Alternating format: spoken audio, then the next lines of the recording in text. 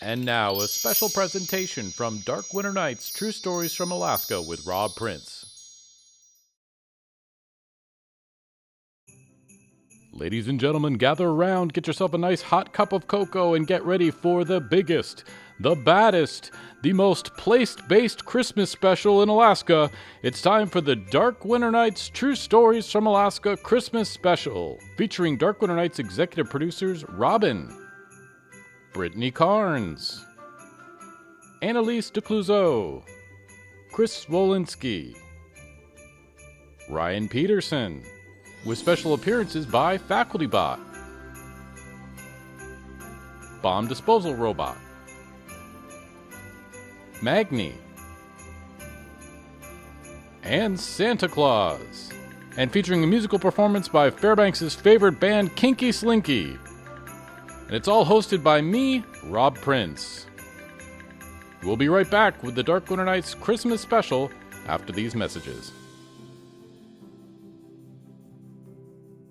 The Dark Winter Nights True Stories from Alaska Christmas Special is brought to you by The Center. Come and enjoy our 50s diner, movie theater, bowling alley, arcade, glow-in-the-dark mini-golf, laser tag, escape rooms, Build-A-Bear, Build-A-Moose, Build a 30-06, drone racing, indoor water park, roller coasters, plural baby, indoor skydiving, tattoo parlor, indoor ski hill, interpretive dance demonstrations, Parcheesi, monster truck rallies, aerial silks, bullfighting. Hey ladies, we know how hard it is to find a good man up here in Alaska. The odds may be good, but the goods are gross. That's why we invented Settle, the dating app for Alaskan women who have whittled down their wish list to a toothpick. On Settle, we rank men on the characteristics Alaskan women care about most. Things like the average temperature of his feet, how often he bathes, and if his car has auto start. Settle, because girlfriend, if you're looking for looks or personality, you should have moved to Seattle. We now return to the Dark Winter Nights Christmas Special.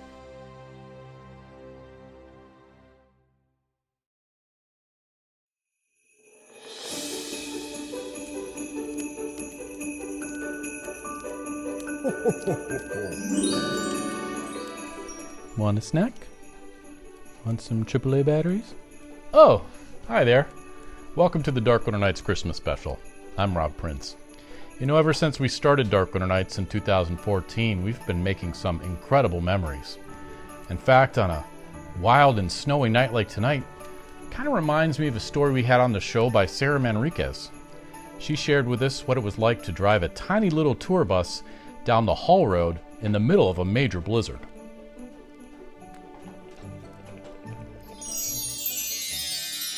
And I go plummeting at about 10 miles an hour into a giant 3.5-foot pile of snow on the road. And I hit it like hitting concrete. And it comes up over the hood, splashes onto my windshield, and my front tire is anchored into it. And I'm like, okay. And before I can start to think, how am I going to get out of this? The coach starts to move because that tire was acting as a pivot point. And that wind that was pitching us was now swinging us.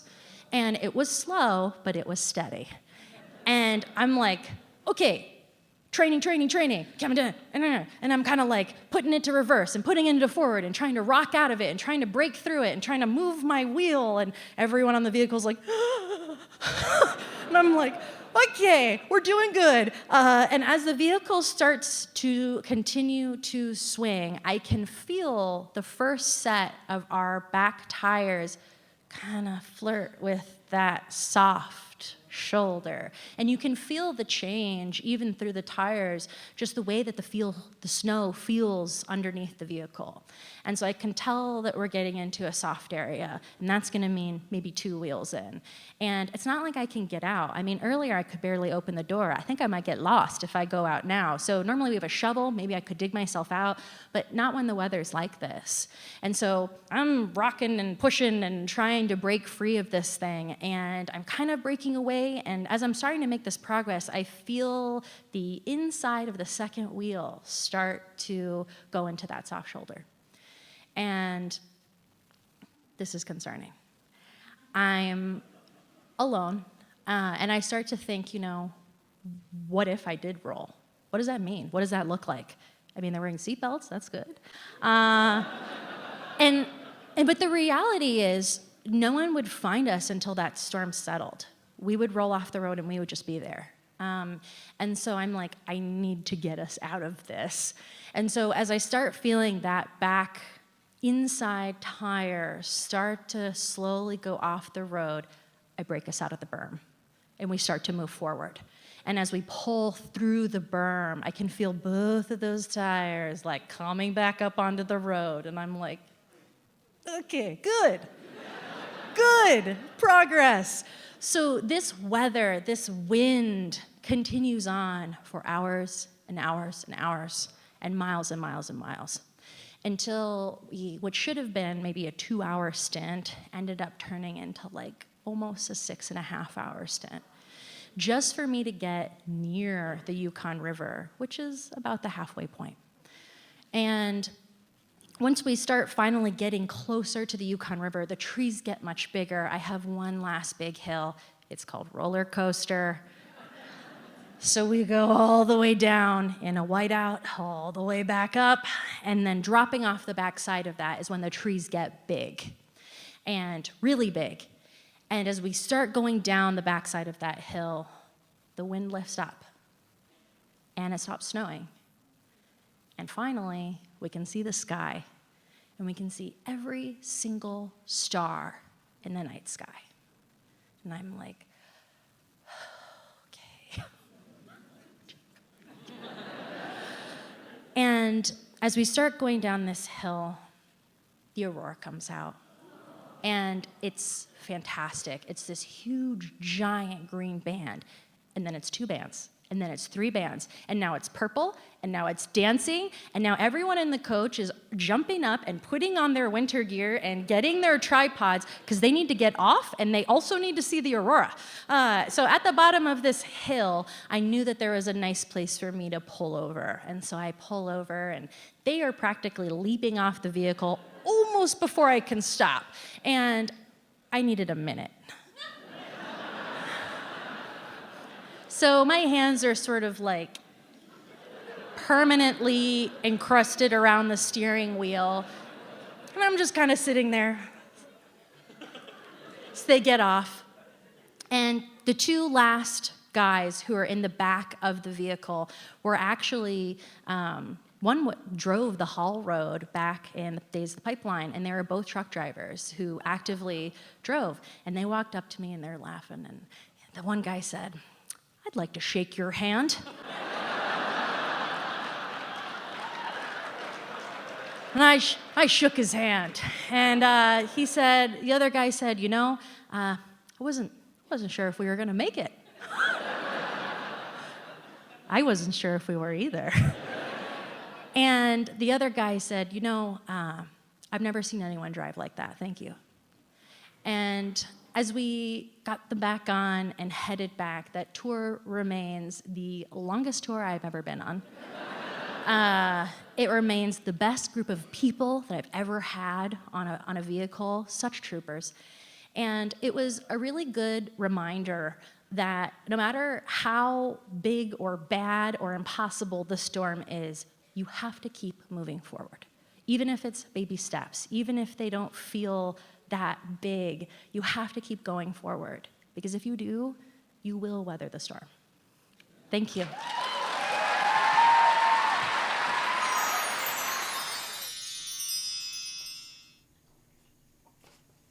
Wild draw 4. That'll teach you for trying to replace me.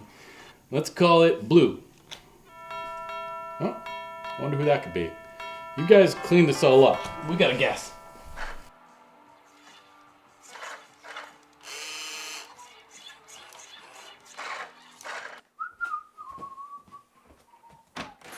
Whoa!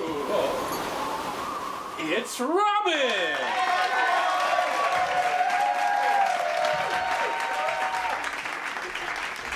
Hey, Robin. Happy Hanukkah! Happy Hanukkah to you. I got you a present. What could it be? It's a distributor cap for the DeLorean. Aww. Yeah, because you know that car is always breaking down. It breaks down sometimes. Mm-hmm. Oh, thanks.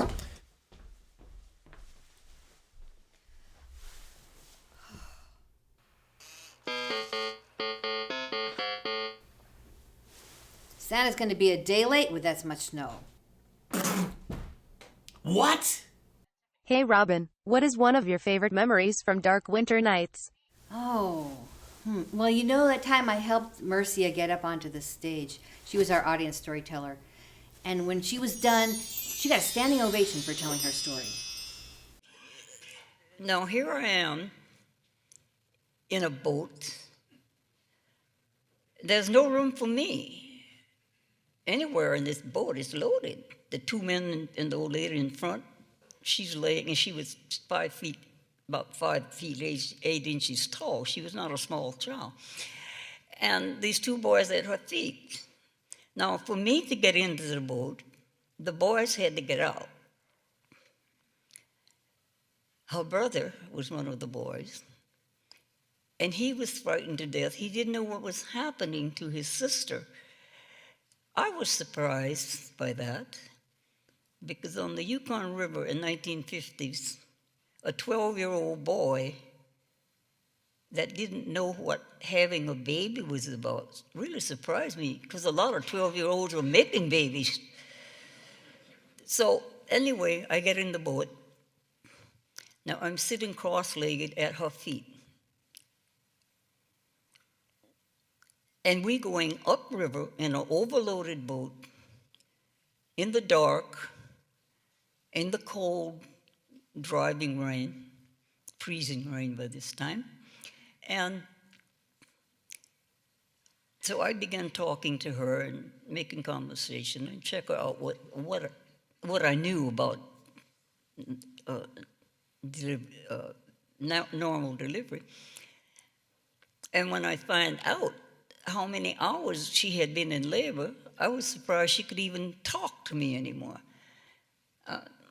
So pretty soon, for me to check and find out what was going on with her, I had to get down on my elbows to lift this thing she was covered with, because if I sat up, it would pull it up on the sides about 5 inches and let that cold, freezing rain in. So I couldn't do that.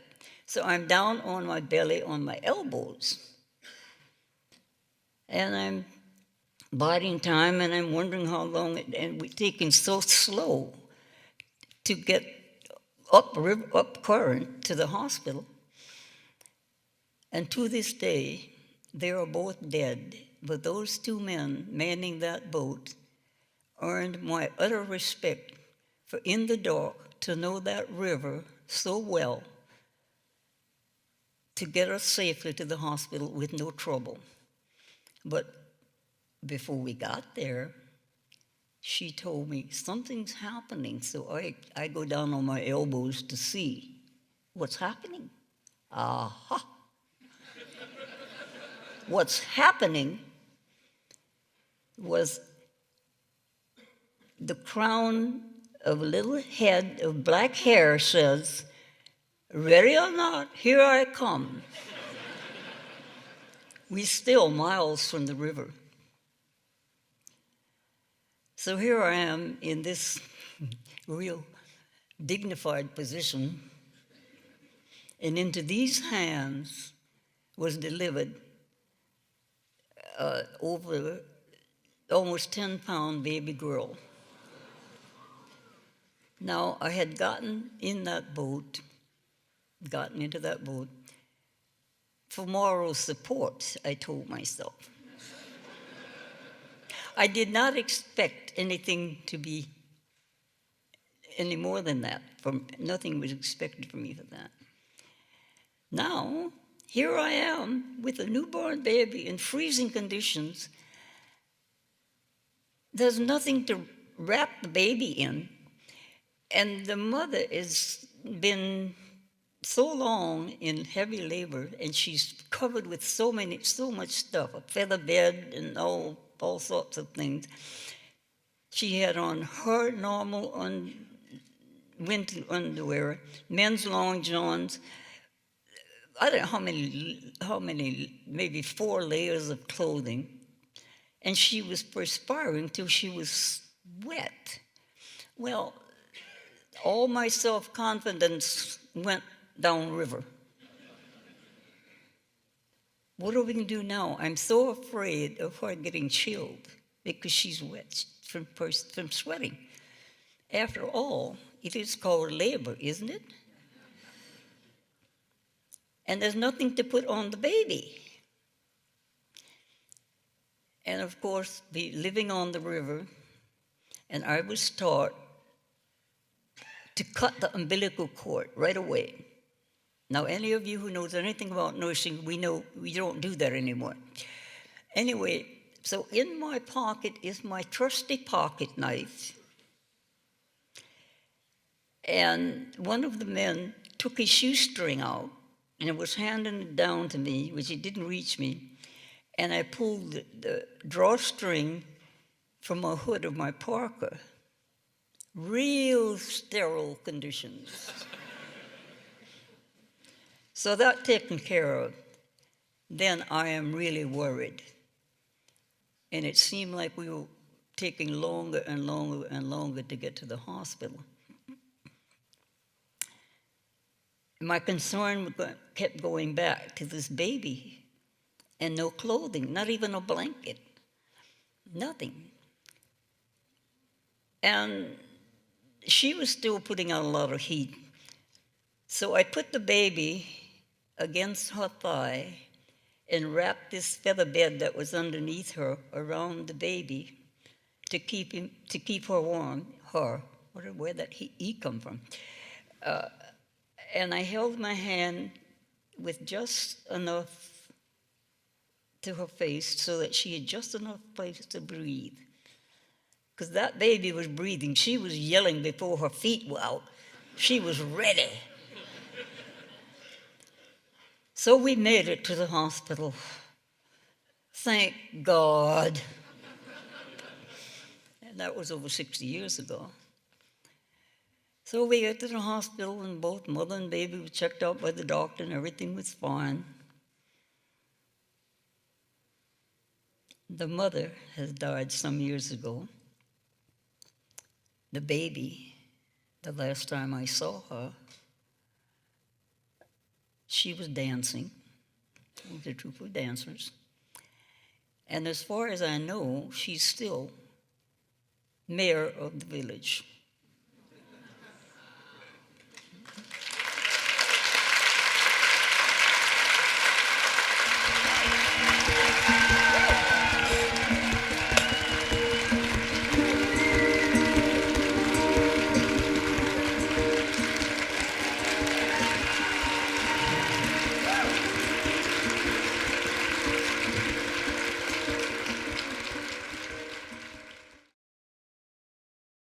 Tired of shoveling snow all winter long and wearing out your back? Wish there was a smarter way? There is now. Introducing Flame Shovel, the amazing new shovel that instantly turns snow into water so it can flow away all by itself. And when you're finished with Flame Shovel, just extinguish it and store it at least 50 yards away from people, property, or livestock. With Flame Shovel, shoveling snow is a blast!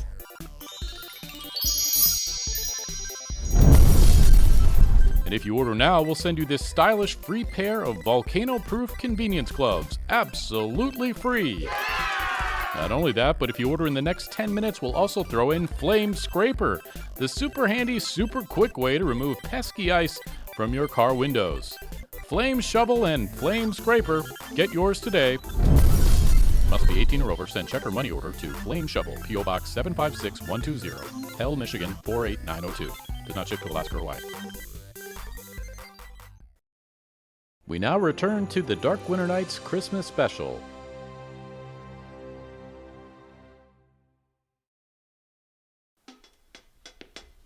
Come, he told me, pa-rum-pa-bum-bum.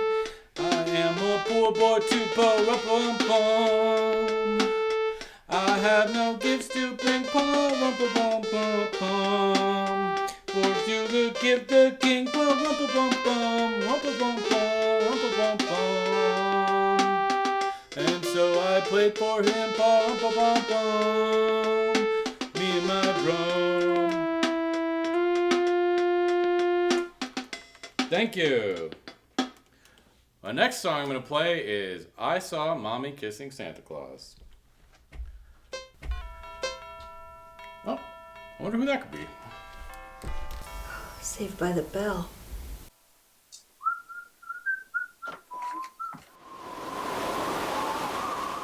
It's Brittany! Merry Christmas! Happy decorative gourd season! That too. That's your little gift. Is it cookies? It's not my grandma's sewing. Okay, what could it be? Oh, it's a fuel line for the DeLorean. Yes, I've heard the DeLorean is always breaking down. That's not entirely inaccurate. Please, come on in and have a seat. Would you like me to set this over here? Sure. Hey, everyone! Hey, Brittany! Whew. So how is the weather now? Honestly, I'm thinking they might have to cancel Christmas. What? Hey Brittany, what is one of your favorite Dark Winter Nights memories? I love so many of them, but one that always comes to mind, I really love B.J. Bennedsen's story about when his plane went down in Denali Park. So I gas up the plane and I go to get a weather briefing. And the weather office was this little Atco trailer thing.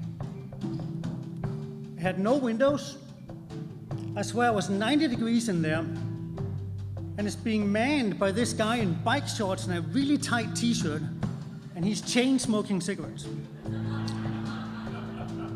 So I'm having a very hard time focusing on the briefing because for one thing I'm trying to not breathe. And he's also telling me stuff I don't want to hear. Winter storm warning. Isabel Pass closed. Heavy snow at times. Visual flight not recommended. So I go back outside and I look at my airplane that I don't want to spend another night in. And I look at that clear blue sky and I say, well, okay, Mr. Bike Pants, but I'm going. So by the time I make it maybe 2/3 of the way across the Denali Highway, I see the first few flurries. And by the time I get to the parks and I turn north, it's really kind of snowing. And by the time I get kind of not too far south of Windy Pass, where the mountains really start to close in, I'm maybe at 300 feet, I can see a quarter mile, and the mountains are completely obscured on both sides. And I realized that, man, this is the sort of thing you've been reading about in accident reports. The pilot continued visual flight into instrument conditions without being equipped or trained to do so. And you know what happens is you get in the cloud and you don't know what's left or right or up or down, you just lose control and you crash. Or alternatively, you just get forced lower and lower and you lose your way and you turn up into the wrong canyon. And by the time you realize it, you can't get back out of there. And either way, the result is oftentimes fatal. So I decide to turn around. But it's socked in behind me. So I'm kind of trapped. So I'm starting to get a wee bit concerned by now. And I decide that I just have to land and sit out this storm. And I kind of have to do something right now because I admit I was having a little bit of a tough time keeping together by now. There was actually an airstrip right below me, but it had snow on it and I didn't know how much snow, and I was worried that here I am, my little nose-wheel airplane with a little 6-inch tires, and I'll dig in and nose over and wreck the plane. Then there was a Parks Highway.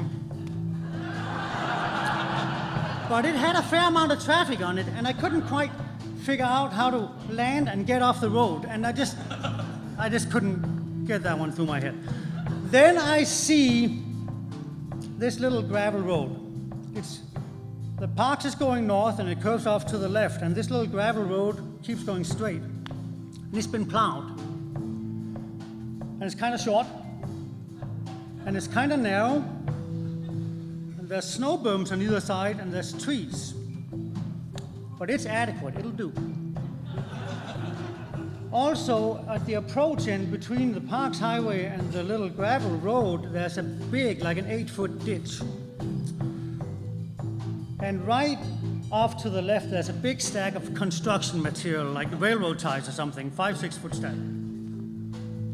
Okay, I'm going for it. So I fly my little 250-foot pattern, and I line up with this road. I'm kind of low, and I'm kind of slow, because I was really concerned with overshooting and crashing into the trees on the other end. As a matter of fact, I'm what you would call behind the power curve. And what that means in a nutshell is, at this point in time, it doesn't matter how much gas I add. I will hit the ground. The only question is whether I make that road or I go in the ditch instead. The airplane was also equipped with what you call a stall horn. And that's a little doodad that warns you when you get real close to the airspeed below which you can no longer sustain flight. And the airplane literally stops flying and drops. And actually, when you land a small airplane, you actually want that to happen in your final landing flare when you touch down and settle gently onto the ground, but you want it to happen 2 inches above the ground. You don't want it to happen 50 feet in the air. So I come around, I'm lined up. The stall horn is going beep, beep, beep, beep. I'm hanging on the prop. I got the stick all the way back in my lap. I am flaring. This is it. The ditch is still coming up. Out of the corner of my eye, I see my wingtip just clear that stack of railroad ties, and I touch down. And that is probably the only piece of airmanship in this whole sorry tale I'm just a little bit proud of. I did not waste any of that landing area. Unfortunately, I didn't do so good on the rollout. Somehow I caught a gear leg on the snow berm, and next thing I know, I'm hanging on the seatbelt, my face is an inch from the instrument panel, the props wrapped around the cowling, the nose gears tore out, tail's up in the air. And that's when I realized I'm not just gonna sit this out and fly out of here later. So I undo my seatbelt and I sort of spill out on the ground, and I was pretty shook up by now. So I go out to the road, I flag somebody down, very nice lady. She takes me to a house. I make a few phone calls. Between this and that, it's maybe an hour and a half before I get back to the plane. And when I got back there, it looked like somebody had poured buckets of blue Kool-Aid in the snow around that plane. It was the avgas that had been leaking out of that carburetor, the plane sitting on its nose. I hadn't done anything to secure the plane. So, oh my goodness, I run over, I turn off the fuel, I turn off the switch, and then I think, gee, I wonder if my emergency locator beacon that's designed to transmit an impact has been sending out a distress signal for the last hour and a half. So I quickly switched to the emergency frequency, 121.5, beep, beep, beep, and as soon as I turn off my beacon, that stops. But. The weather is really, really bad. I mean, surely nobody's out looking for me. I should still have time to make this look like it's not an accident.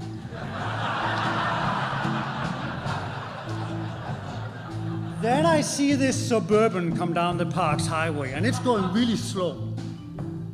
And then it gets to where you can just barely see the tail of my plane above the willows, and it stops. And then it comes around, and it comes in this little road I crashed on, and out steps a guy in a park ranger uniform. And he was actually very nice. He was very excited. Oh my God, I'm so glad you're okay. We're out looking for you. We had to land. The weather got so bad. We took the truck. It was our last chance to find you, and you're here and you're not hurt. We're so glad. And I really don't want to appear ungrateful. And I fully understand that these two guys, they put their lives on line to look for this idiot. But right then and there, I really wasn't too excited to see the authorities. So now the cat's out of the bag. And I had to go to Fairbanks and confess my sins to the FAA. And they actually thought it was pretty funny. And they were very merciful. And all they did was suspend the license I didn't have for 90 days.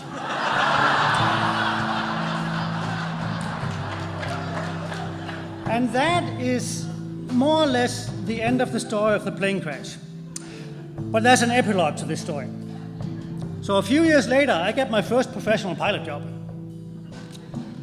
And I was working for this company that operated these big old World War II cargo airplanes.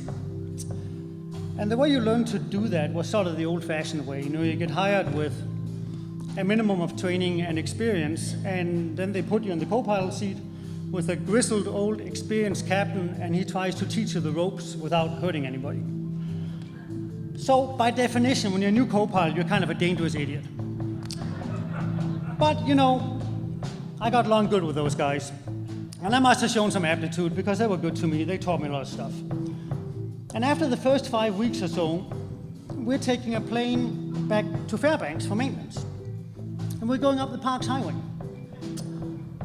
And I realized that we're coming up on the crash site. So I'm sitting there looking out the window. And the captain kind of looks over at me and takes a puff on his Marlboro and, "What are you looking at, kid?" It's like, right down there, right there is where I crashed my Cessna. "You crashed your 150? And then he had to have the whole story. And he thought it was great. Ha, ha, ha. Good for you, son. But no sooner had we landed in Fairbanks, and I don't even think I had the chocks under the wheels yet, and he's told this story to all of upper management in this company where I'm a new hire. My new co-pilot, he was flying without a license. He wrecked his plane. He thumbed his nose at the FAA. He's a good guy. He's one of us. And somehow, I don't think that if you're a new hire at, I don't know, United Airlines, and something like that comes out of your murky past, that it results in instant status. But that's what happened. And I think that's what my story is really all about. So while we live in a place where the country is somewhat harsh and unforgiving of stupid mistakes, the people are not.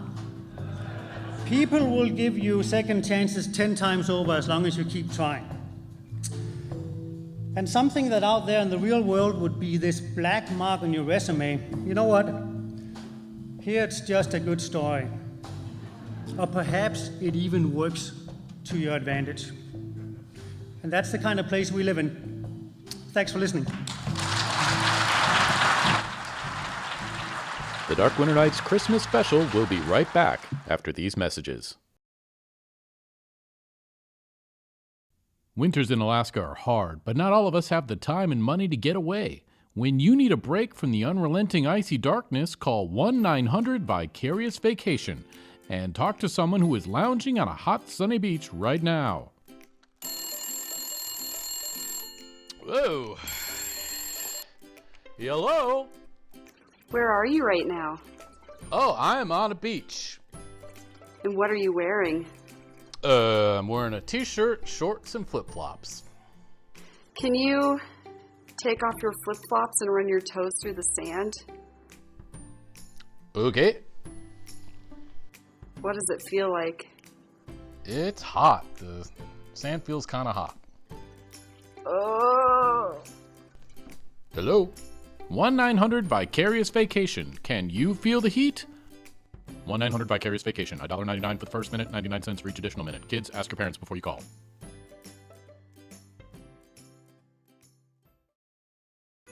Red light, green light. Three-legged races. Staring contests. We now return to the Dark Winter Nights Christmas special.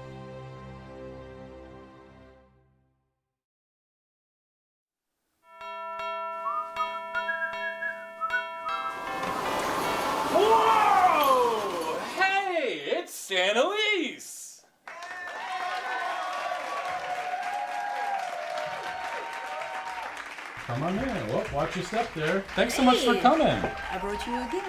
Oh, wow. What could this be?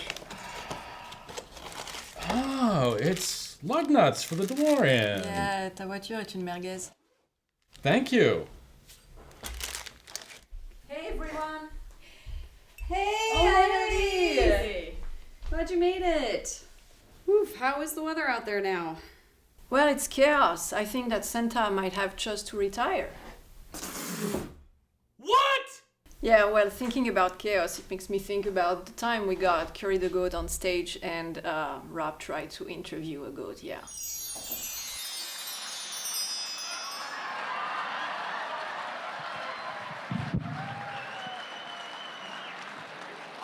You talk about Fairbanks famous. Curry the Goat is giving us a run for our money on our Facebook likes right now. And Jude Huffman is here bringing in Curry. And Curry is a wild goat, folks. See, as you maybe know. Let's give you a little backstory on him. Jude, what exactly, I see you brought your parole officer here, Curry. I know that you got in a little trouble with the law. It's him you're watching. I didn't know anything. So, we're going to need a cleanup on aisle 3. Come on out with that paper towel here. Yeah, don't wait. Well, it just goes and goes. Well, okay, we're going to speed this up. So, Jude Huffman, you're the one who, are you taking care of Curry? Oh, he's got more going on back there. That's okay, Curry. I did that in the first half, too. Just no one could tell. Jude, what exactly, for those of us who maybe aren't familiar with Curry's story here, what exactly, he's eating your clothes, is the epic story of Curry's launch to fame here? What did he do? Oh, he escaped from being butchered and was on the run. He was on the run from the law for like a couple days, right? Yeah. 3 days? Yeah. And so people were posting pictures of Curry as he was making his way through the interior here, on the lam, which, sorry, Curry, I guess that's not the right phrase for it, but, and then there was there's a lot of Facebook chatter about it, and then there's a pretty epic picture of Curry as he was in the back of a police vehicle, correct? Yep. That's an awesome picture of him. You're getting a little butted there. And so now that Curry is he's got the ankle thing going on. I see he's got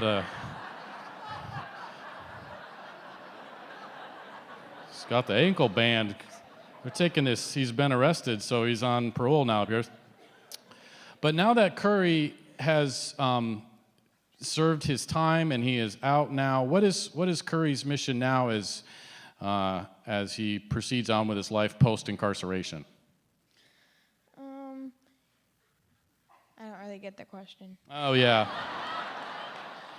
I don't really know what I was asking either, but I think, he's doing things to help be kind of a mascot for other people who have been incarcerated and are trying to adjust back to society, right? Yes, he's also the mascot for the bridge, which is helping people get out of jail. Well, I want to clarify that a little bit.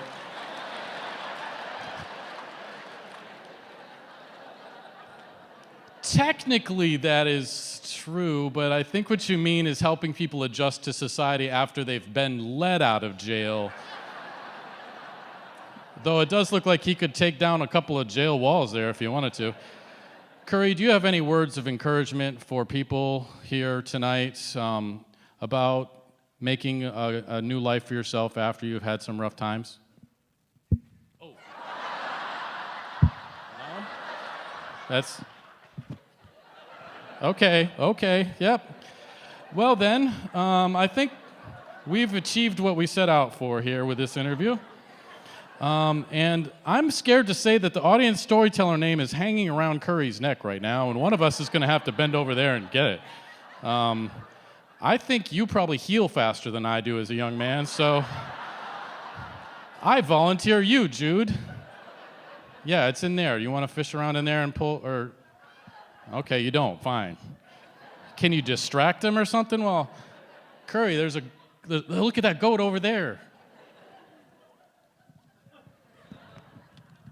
Oh, quick. Okay, good. Thank you. Curry, ladies and gentlemen. Thank you, Jude.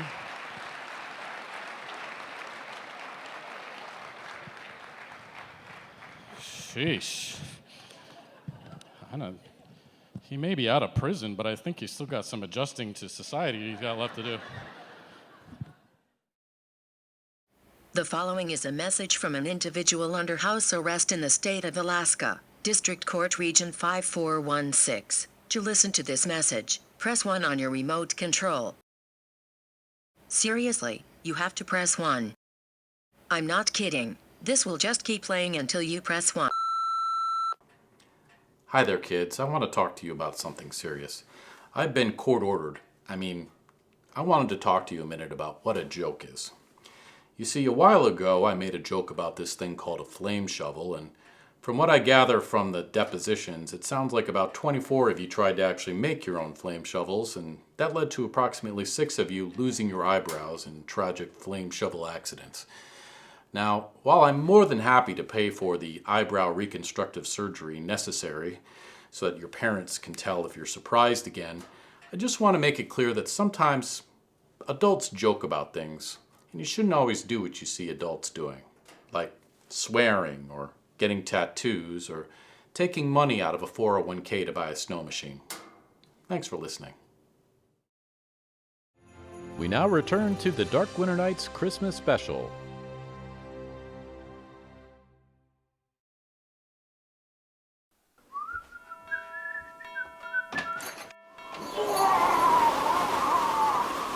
It's Chris!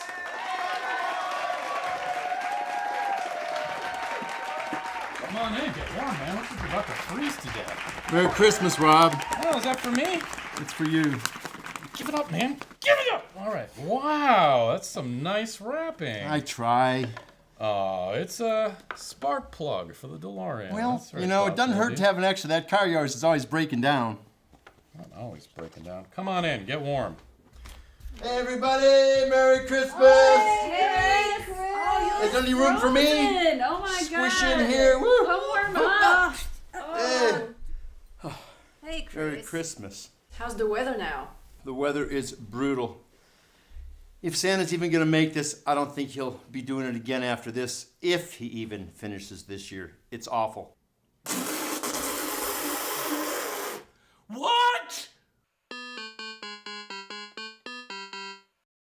Oh, easy. Don't even have to think about it. It's when Rob screwed up that card trick he'd been practicing for a year. Chris, not that memory. Oh, yeah. No, fight the flashback. It's too late. Not that memory. It's too late. Fight It's the too flashback. late. I was on academic sabbatical last year, so that means the university pays me to go away for a year. And they earned every penny, I think, on that. So, had a little spare time in my sabbatical, practiced a little bit of Spanish, hola, and practiced my magic. Spent a lot of time on this, so we'll see if it's worth it. Watch the card, ready? Oh. Okay. All right, everyone. This is my time machine I invented so I can go back and redo any embarrassing moments in my life. With a simple flip of it.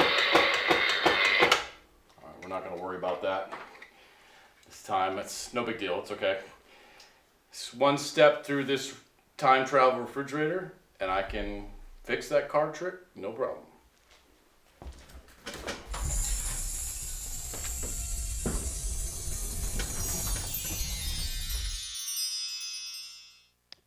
There we go. Okay, and it's back. I'm sorry about that.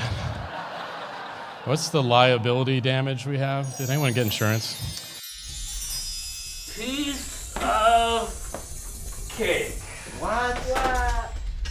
As you can see, happy card. Oh, yeah. Forget it.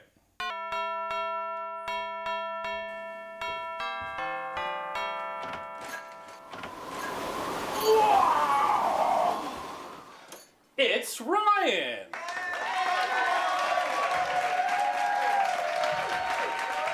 Hey, Rob, Merry Christmas! Hey, Ryan, Merry Christmas to you. What have you got there? I stopped by the center, home of Fred Meyer Fine Jewelers. Oh, man, that place has got everything. It really does. Oh, look, what is it? It's a magnet for your car. Oh.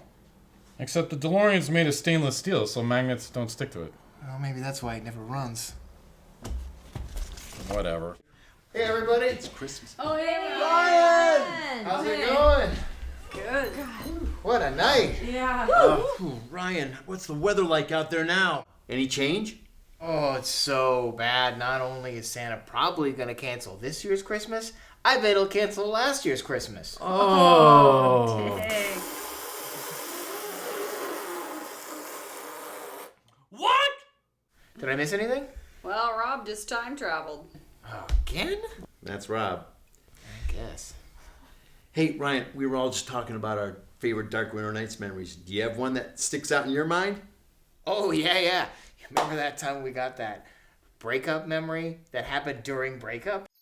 One April, I had a fight with my boyfriend and stomped outside to drive off. I gunned the car too fast and stuck the tires in the breakup mud outside of his apartment in the noisy road. I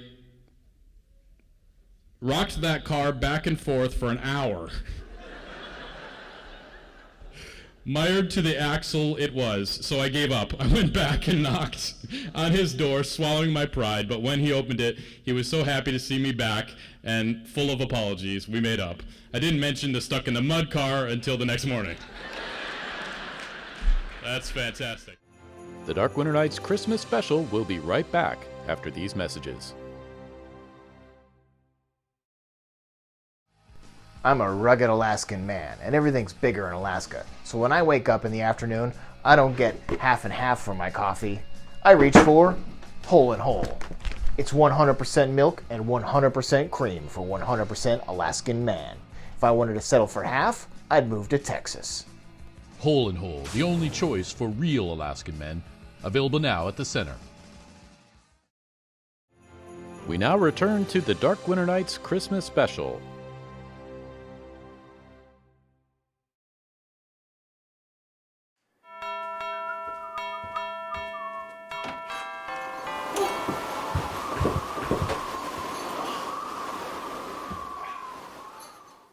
It's Kinky Slinky and the Candy Cane Dancers.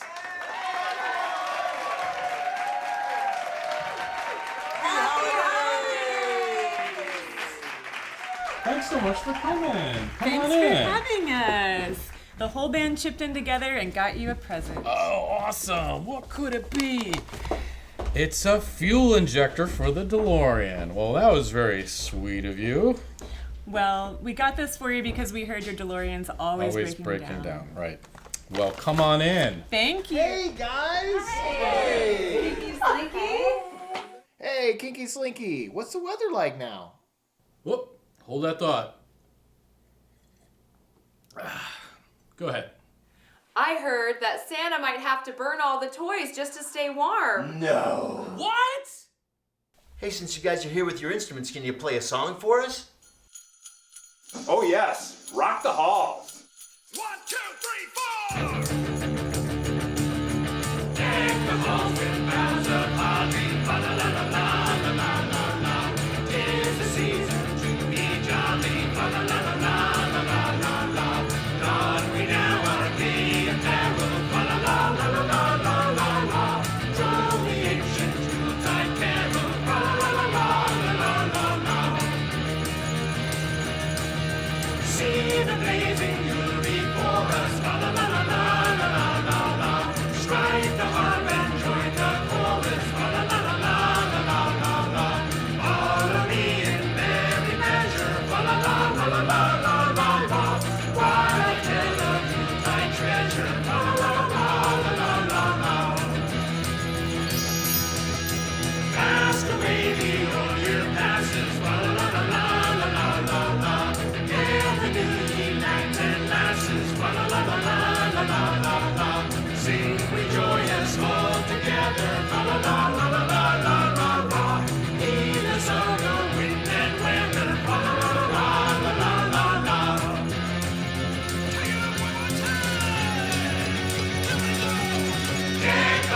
with boughs of holly. Fa la la la la la la la la. 'Tis the season to be jolly. Fa la la la la la la la la. Don we now our gay apparel. Fa la la la la la la la la.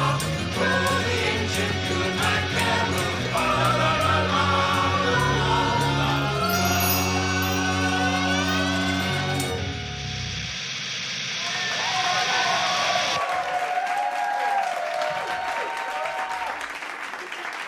The Dark Winter Nights Christmas special will be right back after these messages.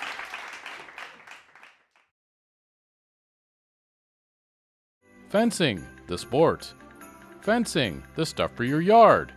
Karaoke, sumo wrestling, mud wrestling. We now return to the Dark Winter Nights Christmas special.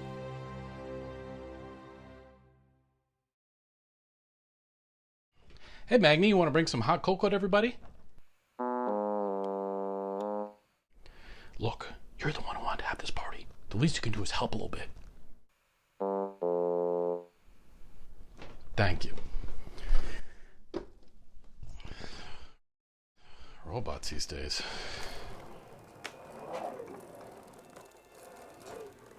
Smiling and talking. I bet you haven't danced that hard since last Christmas Eve, huh? Man, isn't it awesome that Kinky Slinky could fit us in on Christmas Eve?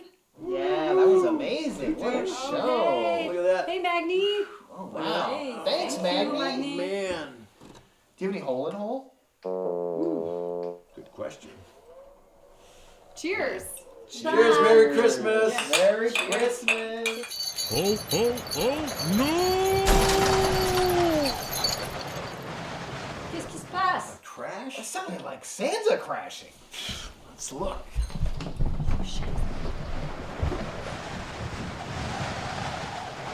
I can't see anything out there. Where could Santa be? I've got to go out there and look for him. You can't. It's a blizzard. I have to. I feel like I was born for this.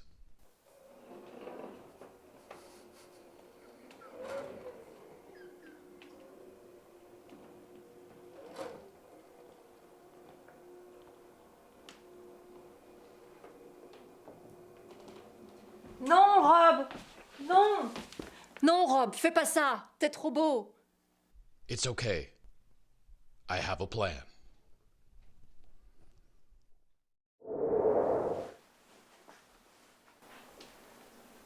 Oh, I remember when you wore that on Dark Winter Nights. Dude, we don't have time for a flashback right now. I gotta go save Santa. Oh, come on. It'll just take a second. It's quick. Man, do you know how hot this thing is? Does anybody have any cornstarch? Oh.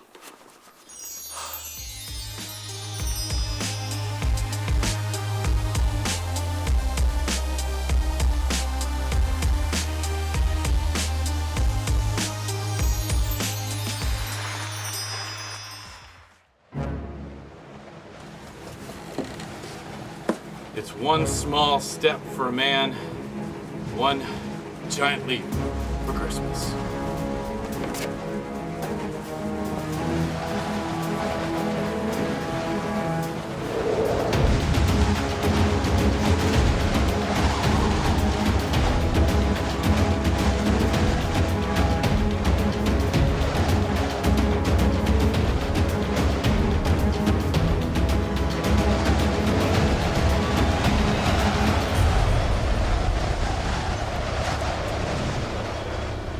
Santa!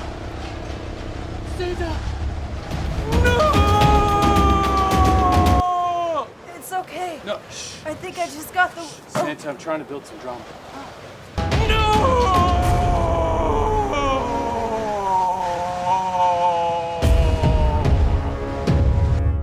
The Dark Winter Nights Christmas special will be right back after these messages. Tired of your car taking forever to warm up on these frigid Alaskan mornings but don't want to spend a lot of money on a fancy radiator cover? Come see the artisans at Designs by de Clouseau and get a custom radiator cover for your car in just minutes. Each radiator cover is a one-of-a-kind, so you never have to worry about the awkwardness of pulling in next to someone with the exact same radiator cover. Plus, Annalise is French, so you know they must be stylish. Designs by de Clouseau. Getting warm never looks so good.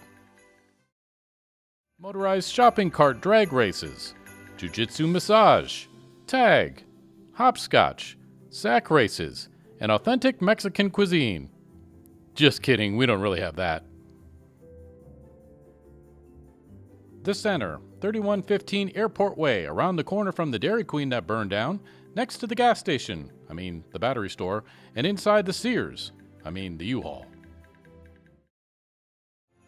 We now return to the Dark Winter Nights Christmas Special.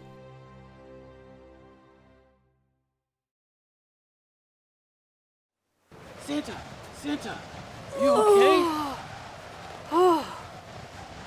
The storm is being fueled by aurora magnetic electrical activity that's pulling the sled all over the sky. Oh no! Is there anything we can do to save Christmas? The only thing I could think of would be to find some kind of vehicle that doesn't respond to magnetic forces.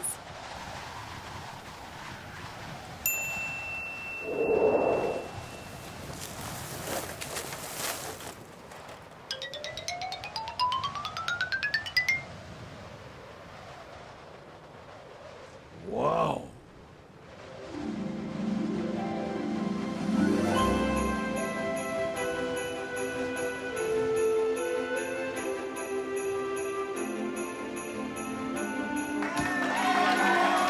Ho, ho, ho! Merry Christmas, everyone!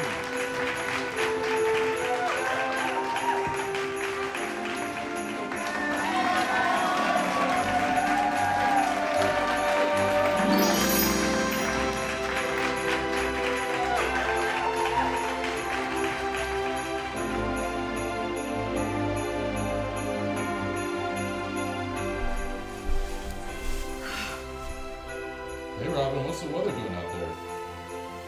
With this much snow, Santa's gonna be Santa. Cut! Try it again. What's this? Cut! You can't laugh! Oh my gosh!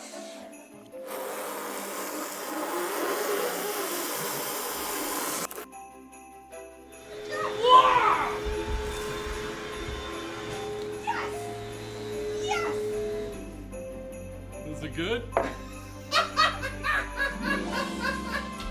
a look at what you did to my kids from here. Come on in. It's gonna take 10 minutes for me to clean this up. No, he forgot the snow. Forgot to yell snow! Alright, forgot to yell snow. Someone remind me to yell snow. You shouldn't have to do it. Quiet on the set. Take 3 with Chris. Rolling. Snow!